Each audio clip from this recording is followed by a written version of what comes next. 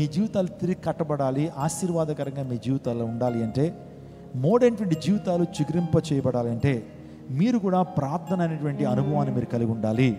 ఇక్కడ నెహెమ్యా ప్రార్థన చేశాడు. యెరూషలేము ప్రాకారాలు కూలగొట్టబడినప్పుడు తిరిగి కట్టబడాలని ప్రార్థన చేశాడు. నీ జీవితంలో ఎప్పుడైనా ప్రార్థన చేసావా? ప్రభువా, నా జీవితం పడదోయబడింది, దుష్టుడు నా జీవితాన్ని పడదోశాడు, శత్రువు నా యొక్క జీవితాన్ని పాడు చేశాడు, తిరిగి నా జీవితం మెరుగుపరచబడాలి, నా జీవితం బాగుపరచబడాలి, నేను తిరిగి కట్టబడాలనేటువంటి ఆ కోరిక నీలో ఉండాలి. కోరిక ఉంటే మాత్రమే కాదు, నువ్వు ప్రార్థించాలి.